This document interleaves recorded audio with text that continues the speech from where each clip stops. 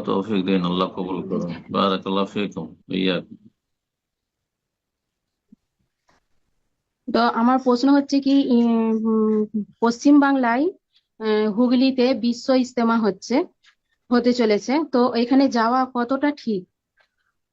বিশ্ব ইজতেমা তো আরাফাতে হয়, ওখানে আবার কিসের বিশ্ব ইজতেমা? আরাফাতে বিশ্ব ইজতেমা মানে সারা বিশ্বের ইসলামী ইজতেমা আরাফায় শুধু হয়, অন্য কোথাও হয় না।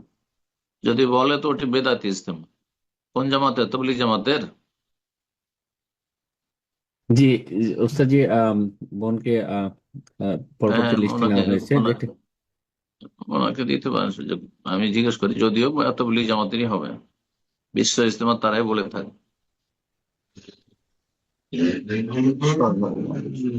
বিশ্ব ইজতেমা শুধুমাত্র আরাফা, এটি সুন্নতি ইজতেমা, আর বাকি সব বেদাতি ইজতেমা। বিশ্ব ইজতেমা চলো, বারাকাল্লাহ। আর তারপর তবলিগ জামাতের ইজতেমা গ্যাদারিং এ হচ্ছে বিদাত কেন্দ্রিক। হ্যাঁ, বিদাতে ভরা তাদের ধর্ম, স্বপ্ন যোগে জেনেছে। মাওলানা ইলিয়াস স্বপ্ন যোগে জেনেছেন এই তরিকা। চিল্লাই বেরোইতে হবে।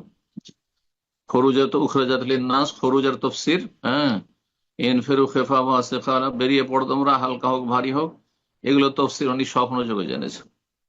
রাসূলুল্লাহ, সাহাবা ইকরাম, তাবেঈন, তাবা তাবেঈন, আইম্মা, আবু হানিফা, শাফি, মালিক, আহমদের মাধ্যমে নয়, এটি স্বপ্নের মাধ্যমে জেনেছেন। স্বপ্নের ধর্ম জি।